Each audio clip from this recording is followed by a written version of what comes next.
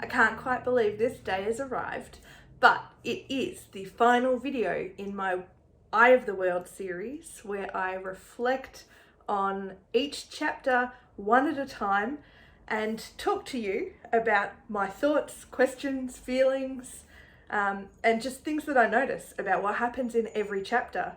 So today I'm going to be focusing on the final 6 chapters of the book, chapters 48 through to 53. So we may as well just jump straight into it because seriously, this was a whirlwind adventure. So chapter 48, the Blight. Oh, I forgot, this is the chapter that Nynaeve and Lan. Oh my goodness.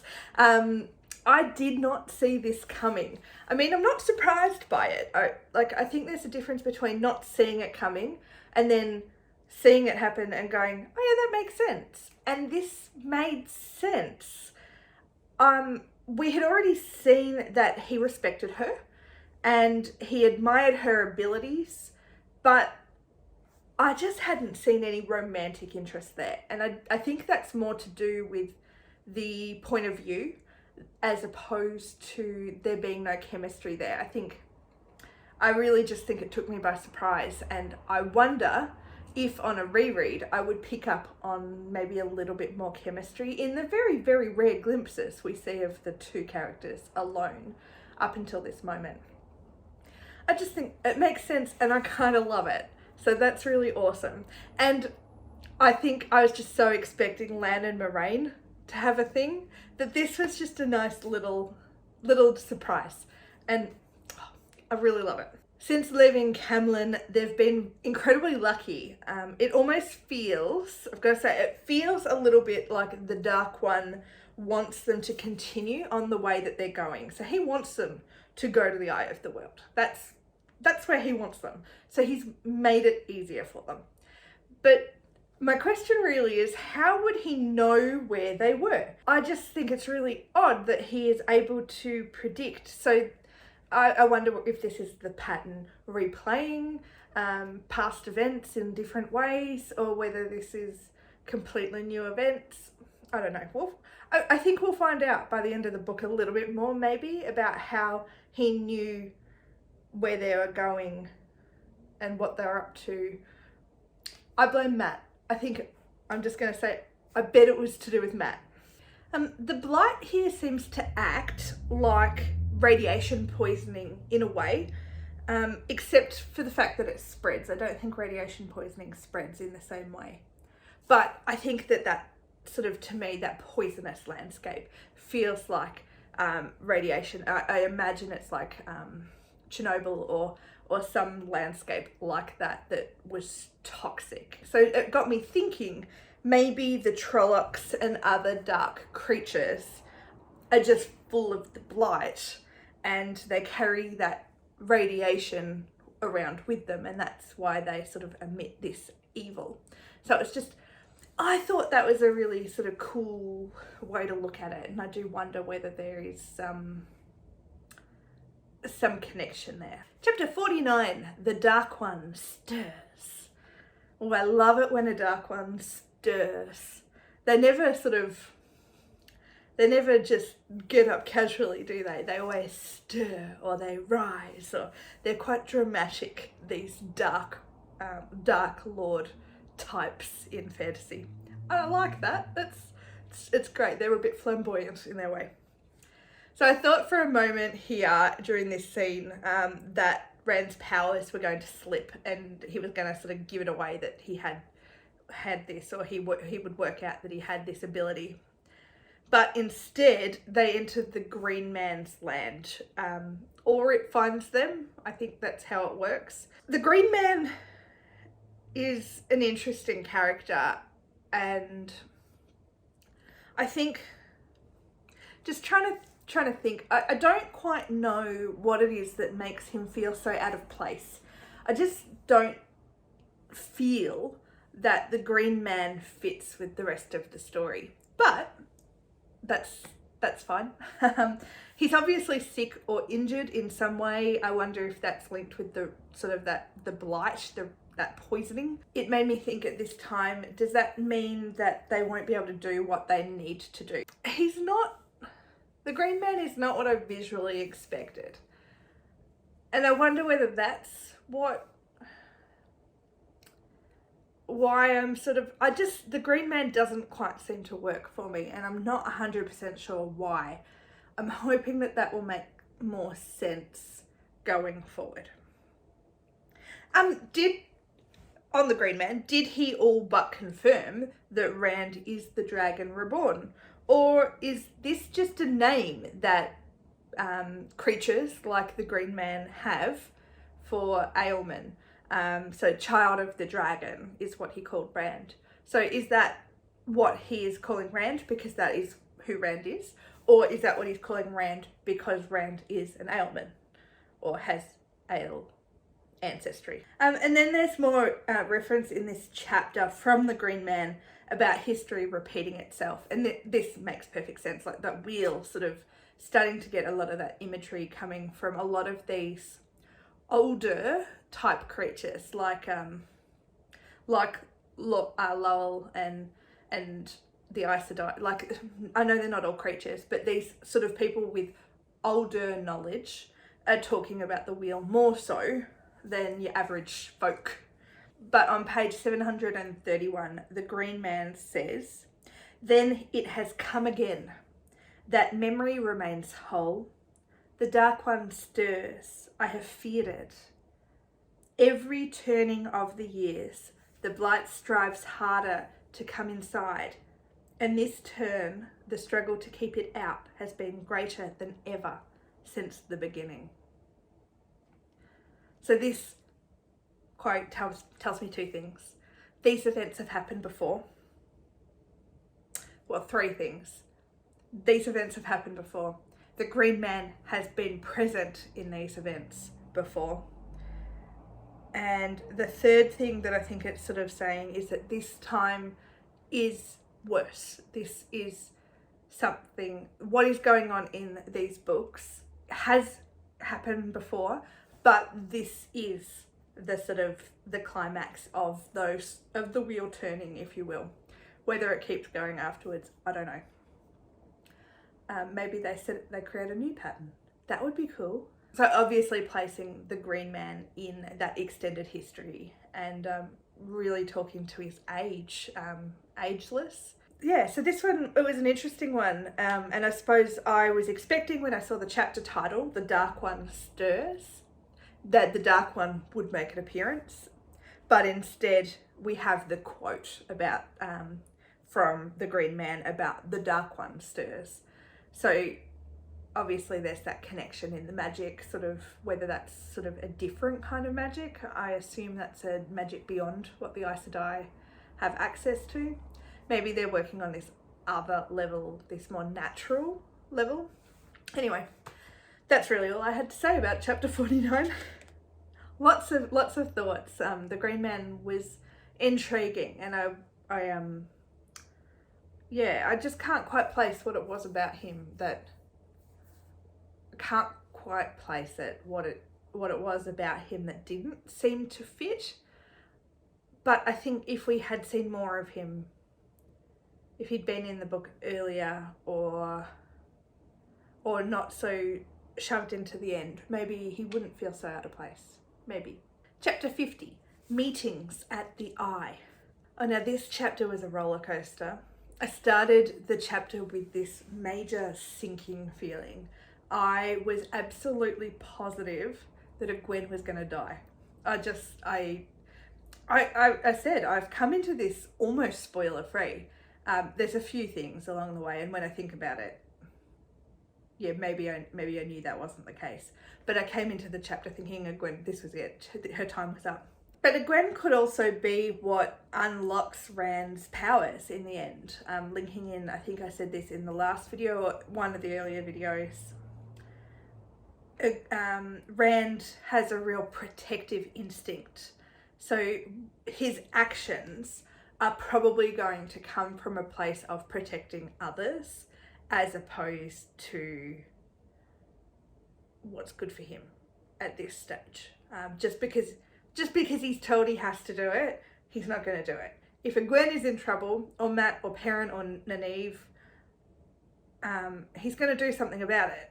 I don't know about Moraine. Maybe Lan, maybe. But I think this probably speaks. He's got a protective instinct, and I'd say that that's going to come into play in future stories, in Rand's character development. Now, the Forsaken. This, I can actually see that the Forsaken could go either way in the portrayal. They could be comical, and that wouldn't be good. I can imagine in like an anime kind of thing, them being really quite funny, these two Forsaken in particular. But I think they can be, just reading them, they were quite terrifying in the amount of power they had. It was immense, the power that they had. And the inability, I suppose, for many of them to do anything against the Forsaken. Moraine could stand her ground to a point, Lan to a small point. The others were almost useless in this situation. So if the Forsaken are a type of thing that we're going to need to worry about in future books, these guys are going to need to level up, because it's not going to cut it if this is the kind of power that they're coming up against. That then leads me to think, how did they find them? How, knowing that they couldn't find the Green Man, you can't find the Green Man unless you need him, or like unless whatever the magic is around the Green Man's land. How did they find them? Is Matt leaking evil? Is Matt just some evil beacon that they can really connect with and find them because of that? Or did Matt, or one of the others, but did Matt, because I think this was Matt's fault, I really am looking at this going, Matt's to blame. Did Matt give something away about their location in a dream? Has Matt been having other dreams that we haven't seen? Because we've only really seen Rand and Perrin's. We've seen a little bit of Matt's. But I wonder, maybe Matt's had more dreams that we don't know about, and he's given away their location and who's with them, and given away more information. Maybe not on purpose. I don't think he'd do it on purpose. He's not that kind of bad. He's just a bit of he doesn't think things through. I feel that the Forsaken found them because of Matt, and I stand by that. I stand by my belief about Matt. At this stage, I'm really worried about Nynaeve as well. Is she okay? And I believe she's in later books, so I assume she recovers. I can't remember exactly what happened, but I do remember she got she got injured in this scene protecting Lan, possibly, I think from memory. And I was quite worried about her, because I think I went into it expecting death. So I was just sitting there going, which character is at this stage dispensable? Because I'd worked out that the boys were indispensable. So that left the two girls at this stage. One of them's going to die. So I was adamant. I was waiting for death. I am sad that they never really got much time with the Green Man, and that we didn't get to see more of him. As I said, I think he would have made more sense if we'd seen more of him. I really hope that the Blight doesn't get his tree, and that it becomes a sort of memorial to him, and that it doesn't become poisoned, but I don't have high hopes for that. On a more structural note for the book, the last part of the book feels so much more rushed than the rest of it. It could be linked with the rise in tension, given, again, I mentioned this in the last video, up until Camlin, Moraine had no real rush. They needed to keep ahead of the Dark One and the Fades and the Trollocs and everything.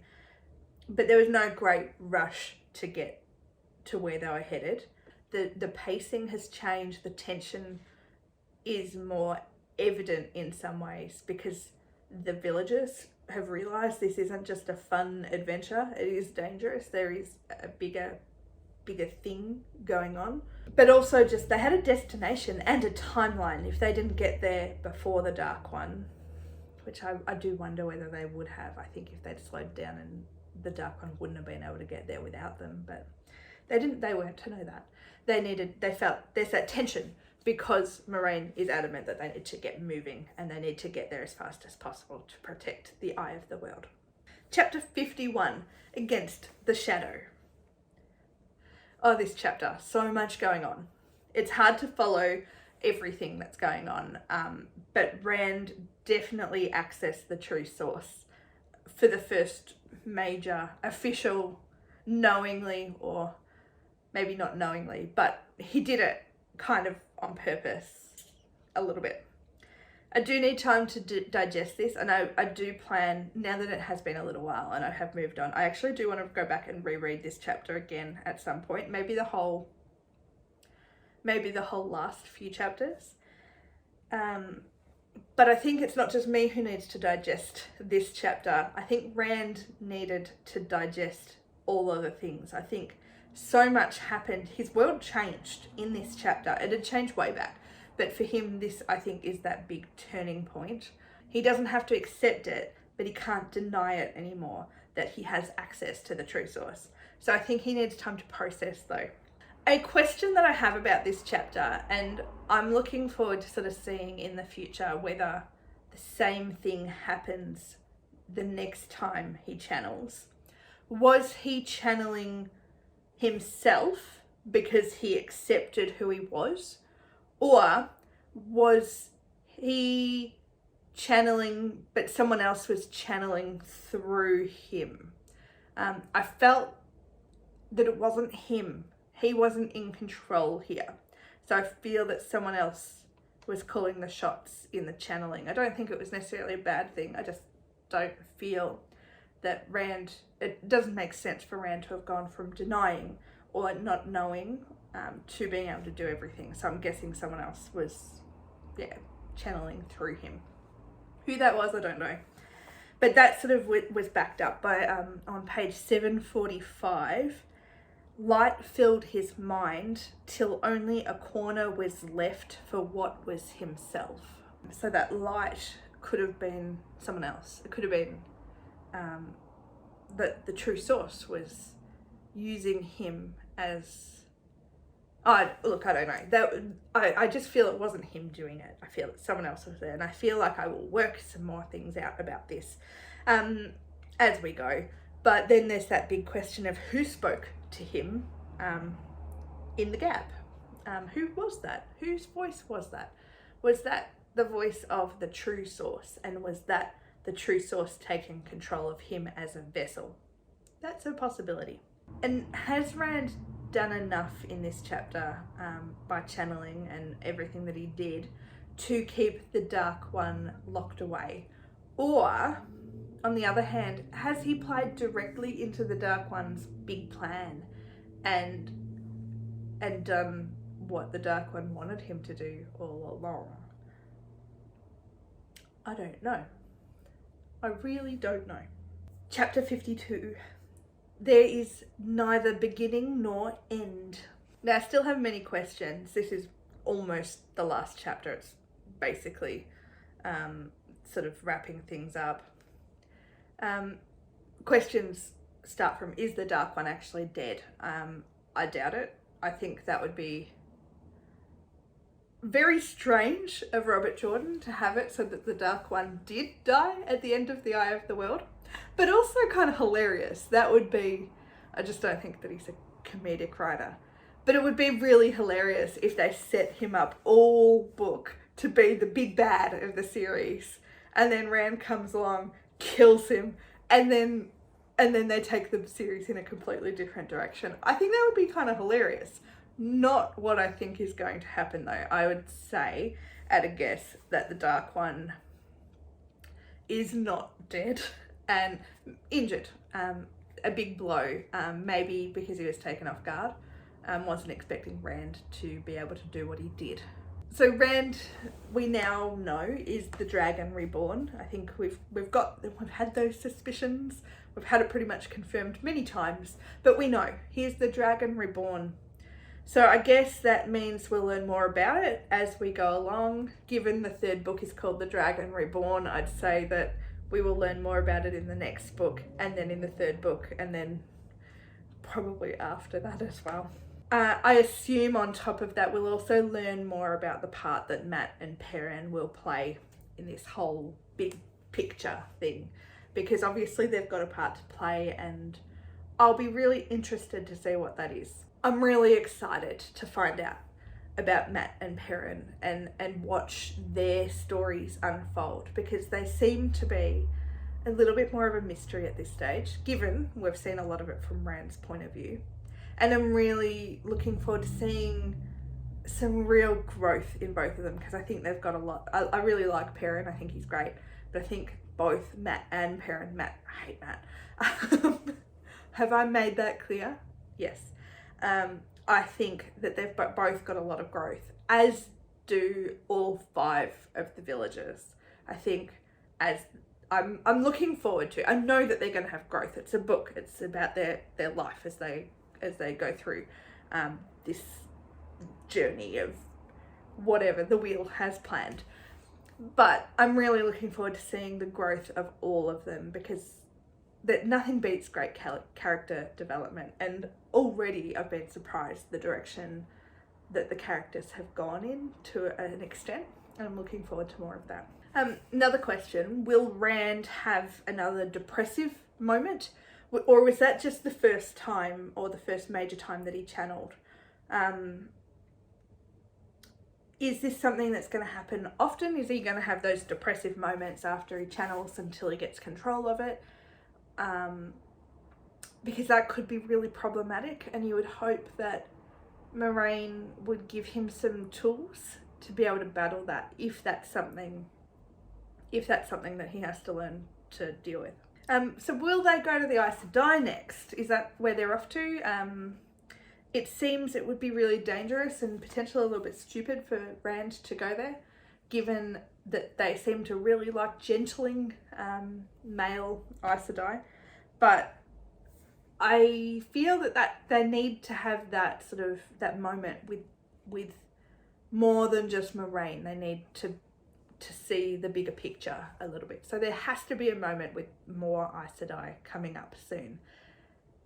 But I just don't understand how Rand can go to them. I have so many questions, and I love that the book has done a really good job of answering a few of my questions as we go along, and I'm really, really excited that it's raised so many more that I feel invested in. I want to know. I need to know what is going on.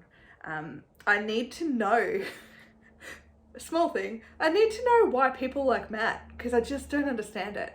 So I'm looking forward to seeing that. I'm really, really invested in all of the characters that we've met so far. So I have so many questions. This is just the beginning of it, but the next book title seems to make a little bit more sense if it's linked to the Horn. So the Great Hunt, I'm assuming, as I predicted earlier, I'm still assuming that they'll end up going to Ilion with the Horn. So we will see. And the final chapter, chapter 53, The Wheel Turns. It's like, it's just moving on. I love it. Some answers, and so many questions. I know I've said this quite a bit in this video particularly, but so many questions from these chapters, and from the rest of the book as well. Where will Rand go next? Will he go on his own? Maybe he'll go to a steading. Maybe Lowell will take him to his steading, and he'll meet some more Ogiers, and that could be really cool. And he'll go to a steading and not be able to access his power, and sort of that could also be a good healing moment for him, or a chance for him to catch up with what he's feeling. Or maybe he'll want to go, but he can't for whatever reason. Something's going to come up and he's not going to have any control over what happens next, and he just has to keep following this path that Moraine has put him on. And the wheel, because it wasn't all Moraine's fault. Now, speaking of Moraine, I think a really interesting little development in this chapter is, I think I've seen Moraine isn't as straightforward. She's not all that we've seen so far. Moraine is a dreamer. she's been searching for the Dragon Reborn for years. And I really think that to be doing that, to be searching for the Dragon Reborn and to believe in the prophecy and to be working towards the prophecy in whatever way she is, because I do feel that she is doing that. She has to be a bit of a dreamer. I was thinking that she would begin to open up a bit more to the group along the journey, but that wasn't to be. I'm hoping that she does at some point. I think she may need to learn how to trust other people a little bit. But again, I'm going to say it, I understand why she hasn't trusted the villagers, because I don't know how they would have reacted to too much information. I don't think they're capable of taking it in yet and being able to interpret it in the correct manner yet. What will keep Gwen and Rand apart? Like, I can see that they've got a true connection. Whether I would call that love, I don't know. I think it's a love, whether it's a romantic love, I suppose. What will keep them apart though in the long run? And what is it going to take for Lan to give in to his feelings for Nynaeve? Because I absolutely love the idea of this relationship. I think it's really cool. I thought for a minute that maybe the age gap was a bit much, but then I sort of went back, and Nynaeve is older than the others by a fair bit. So the age gap isn't as big as it could be if it had been a Gwen. So that's a really good thing. I'm glad that it's not a romance set up between Lan and a Gwen, because that would be strange. I'm looking forward to seeing where that goes, because I like it. And there we have it. That is the end of my journey through the Eye of the World. I have loved it. I hope you've enjoyed hearing my thoughts.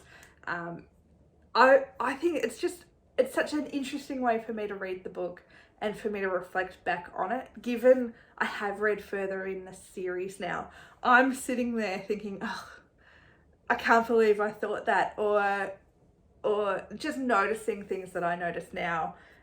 It was a struggle not to sort of correct myself in places, but I'm really glad that I was able to go through this journey and that you've joined me, whoever you are.